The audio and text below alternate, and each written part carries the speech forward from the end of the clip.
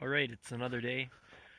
I'm gonna try and get this intake, the throttle body and all that removed. I already got the fuel lines disconnected. You just need those fuel line tools there. These are always a pain in the ass. Sometimes you gotta use two hands and get a pair of channel locks on the back side and wiggle it and fiddle fuck around with it. But we got those out. So the fuel lines are disconnected. Just get this manifold off now.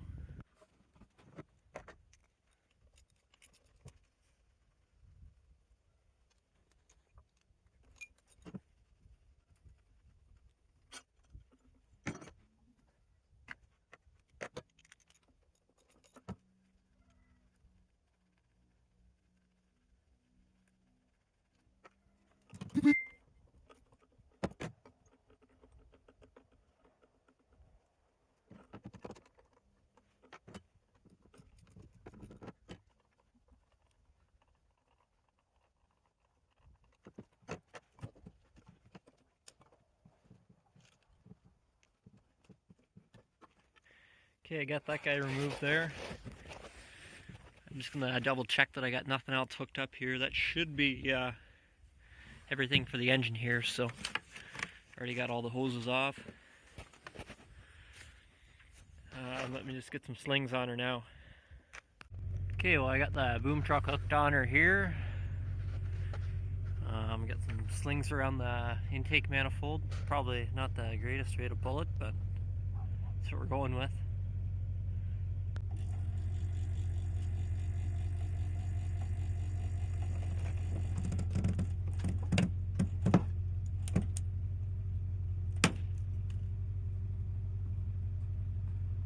Just go till you hear something expensive.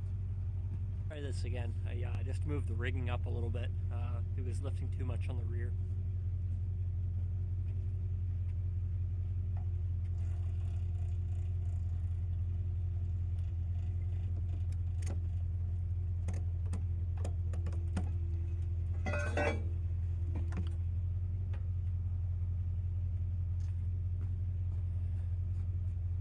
I'll just get a bar in behind the backside here and get her pried it from the transmission a little bit.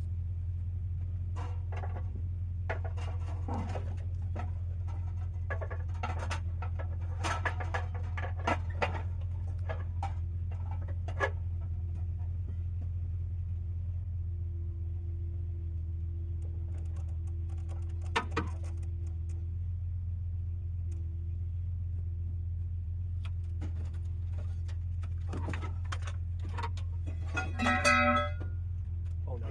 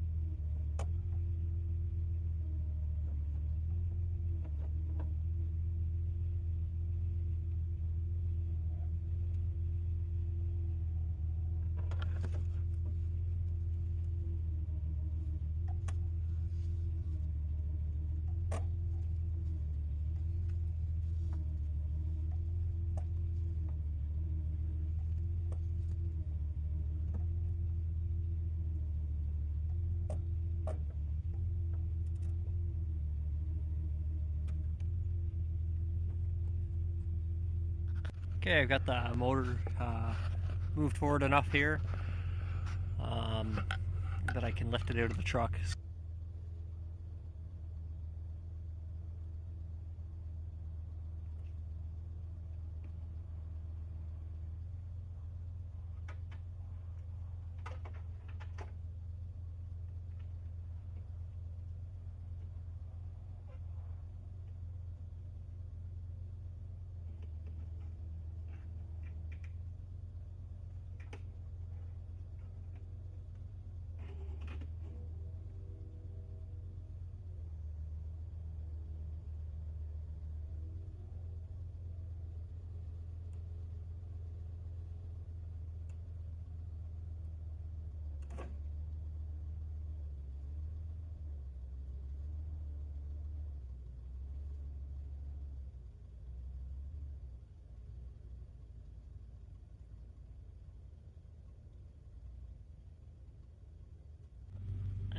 See the speed hole in her there now.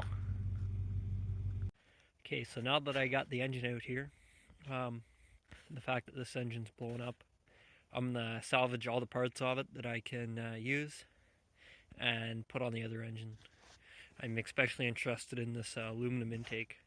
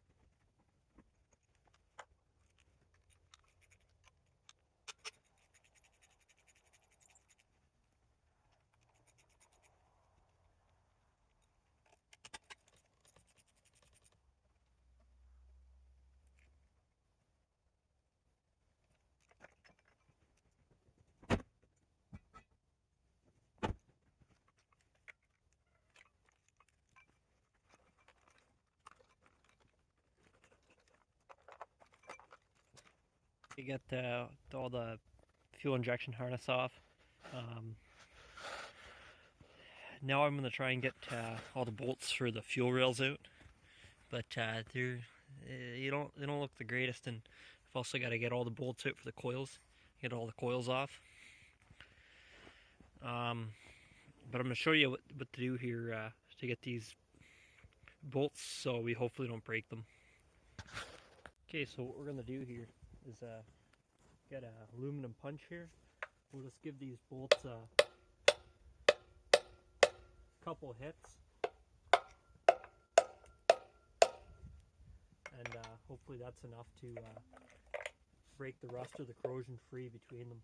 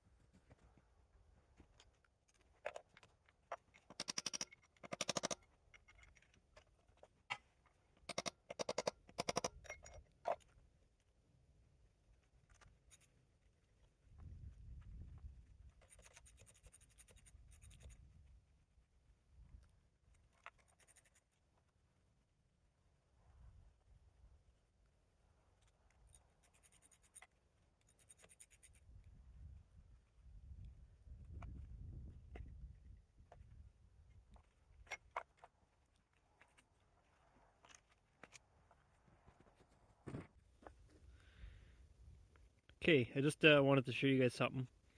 These 5.4s are super susceptible to misfire problems, and a lot of the time, oh fucking focus. Okay, this is a bad coil boot. If you squeeze it, if you just squeeze the end there, see all the cracks coming out. That boot is no good.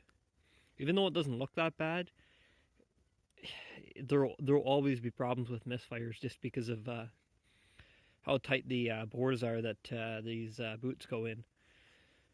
Here's a good one just to show you. If you squeeze it, it's nice and flexible, and there's no cracks that occur. So.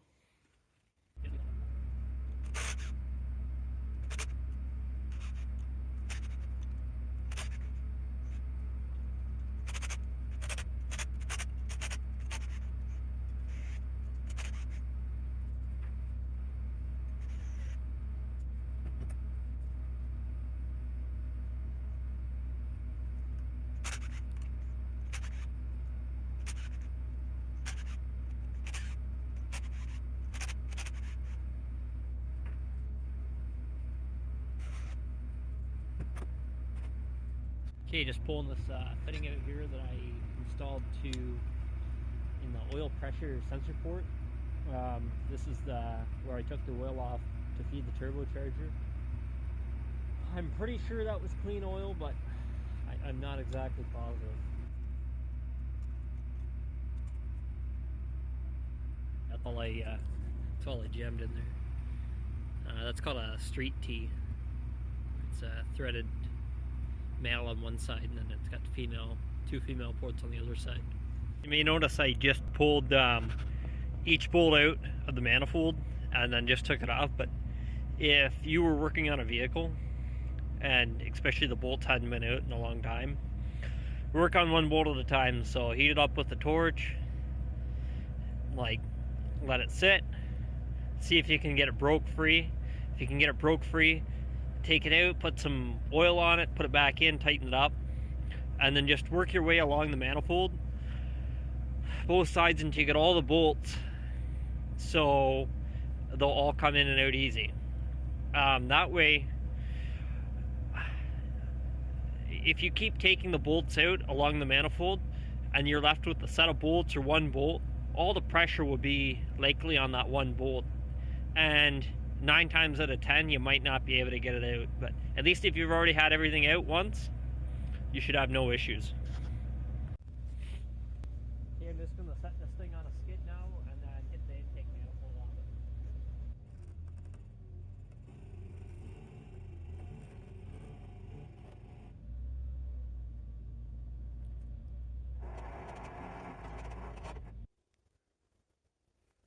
Okay, I had a bit of difficulty there getting the 2 bolts for the thermostat housing, but I just beat on them a little bit and they ended up breaking free. So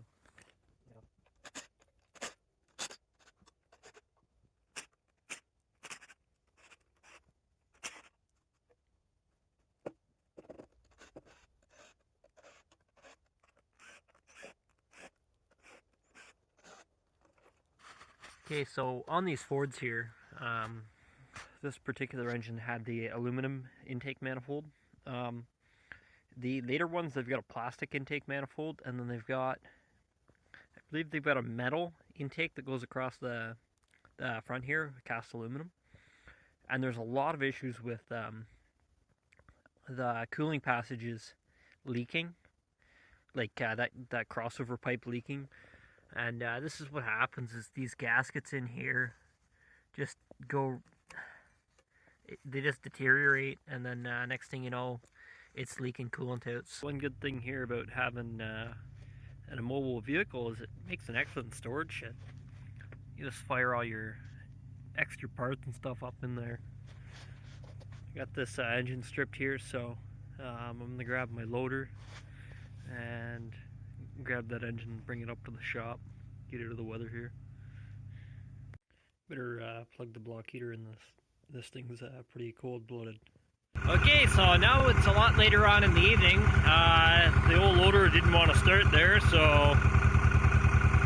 yeah, I think I'm gonna bring this up to the shop. And okay, now that I got it in the shop, all the parts in the shop there, we'll just leave it in here overnight to defrost. Just kidding. There's no fucking heat in here.